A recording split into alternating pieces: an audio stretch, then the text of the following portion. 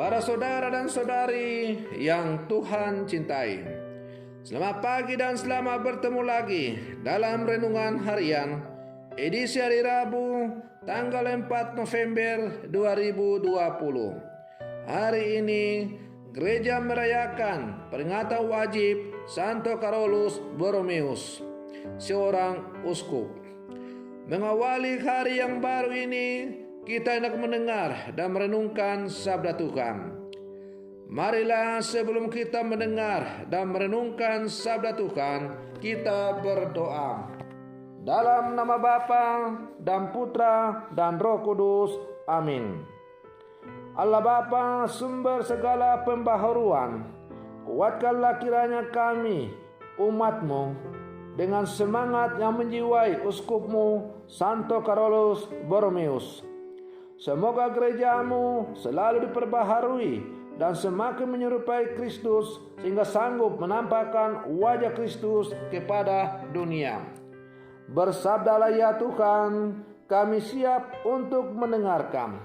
Semoga contoh teladan hidup Santo Carolus Borromeus uskupmu juga selalu menjiwai seluruh kehidupan kami, murid-muridmu yang hidup di zaman sekarang. Terpujilah Engkau Bapa, Putra dan Roh Kudus, kini dan sepanjang segala masa. Amin. Para saudara dan saudari yang Tuhan cintai, sabda Tuhan yang hendak kita dengar dan kita renungkan untuk mengawali hari yang baru, di mana kita merayakan peringatan wajib Santo Carolus Borromeus seorang uskup, diambil dari Injil Lukas pasal 14 ayat 25 sampai 33. Tuhan sertamu. Inilah Injil Tuhan kita Yesus Kristus menurut Santo Lukas. Pada suatu ketika, orang berduyun-duyun mengikuti Yesus dalam perjalanannya. Sambil berpaling, Yesus berkata kepada mereka, "Jika seorang datang kepadaku dan ia tidak membenci bapaknya, ibunya, istrinya, anak-anaknya, saudara-saudarinya, bahkan nyawanya sendiri, ia tidak dapat menjadi muridku.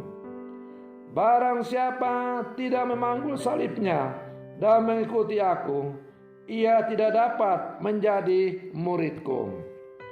Sebab siapakah di antaramu yang mau membangun sebuah menara, tidak duduk membuat anggaran belanja dahulu? Apakah uangnya cukup untuk menyelesaikan pekerjaan itu?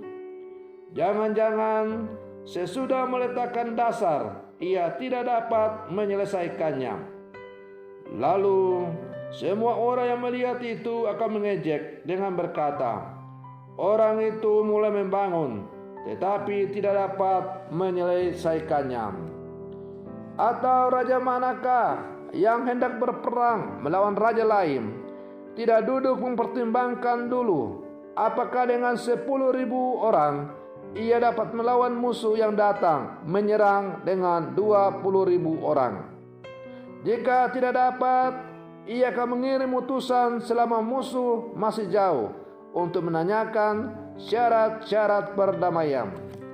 Demikianlah setiap orang di antaramu yang tidak melepaskan diri dari segala miliknya tidak dapat menjadi muridku."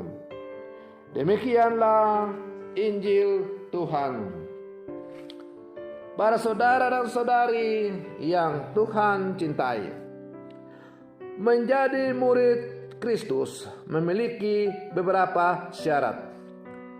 Syarat-syarat itu tampak dalam Injil hari ini, yaitu harus mengutamakan Tuhan di atas segala-galanya, berani memikul salib dan mengikuti Tuhan secara sungguh-sungguh. Syarat-syarat itu memang tidak mudah, apalagi di zaman sekarang, di mana orang lebih senang mencari hal-hal yang mudah dan menyenangkan hidup daripada hidup dalam kerumitan serta kesulitan. Namun begitu, suka tidak suka, senang tidak senang, syarat itu harus kita upayakan karena itu perintah atau titah dari Tuhan sendiri. Kalau kita betul mau untuk menjadi seorang murid Yesus yang sejati, maka suka tidak suka, mau tidak mau, senang tidak senang, kita harus berjuang mewujudkan syarat-syarat yang ditentukan oleh Tuhan itu. Para saudara dan saudari yang Tuhan cintai, sebagai murid Tuhan kita diajak untuk selalu belajar lepas bebas. Artinya, jangan sampai kelekatan kita dengan jabatan, hobi, dan pekerjaan membuat kita jauh, apalagi lupa dengan Tuhan.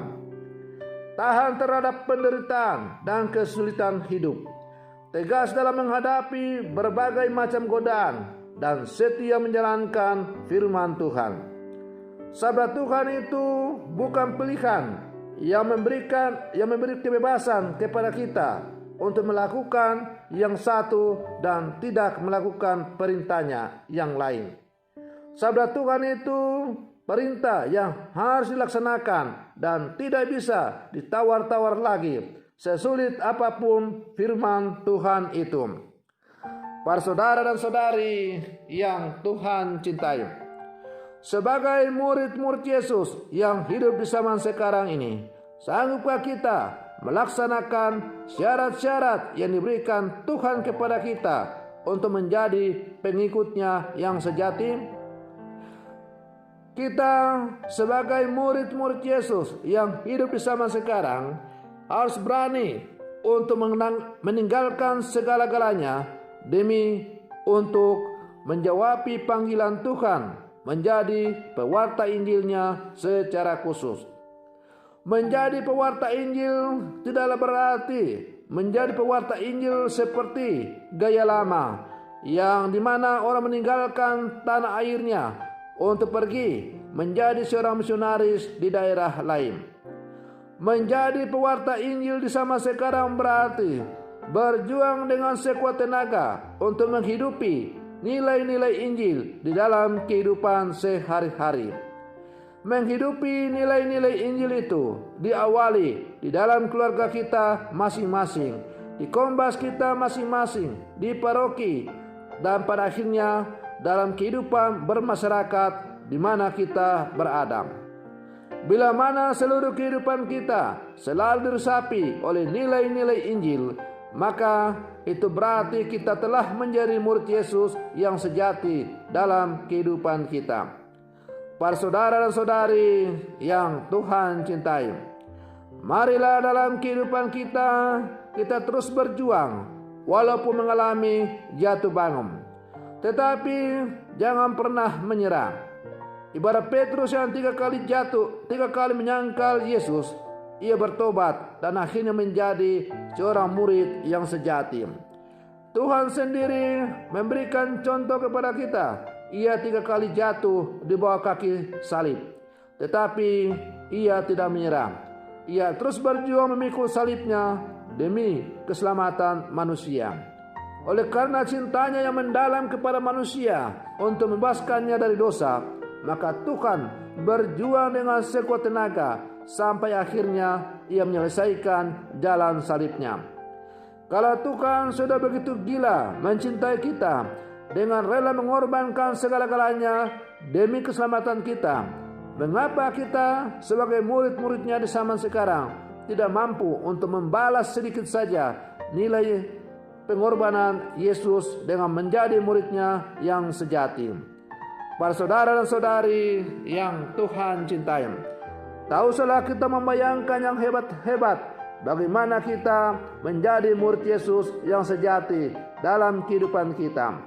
Cukuplah kita melakukan hal-hal yang kecil, misalnya menyapa setiap orang sebagai saudara dan saudari, selalu bersikap ramah kepada siapapun, tidak membeda-bedakan, tidak bersikap rasis, selalu bersiap sedia untuk berkorban, menolong sesama yang membutuhkan pertolongan, tidak membalas caci maki dengan caci maki atau membalas kejahatan dengan kejahatan.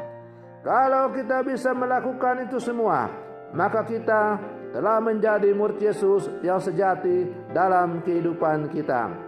Semoga perenungan saya ini semakin menghantar kita untuk menjadi murid-murid Yesus yang sejati di zaman sekarang ini. Semoga demikian. Selamat pagi. Tuhan Yesus memberkati.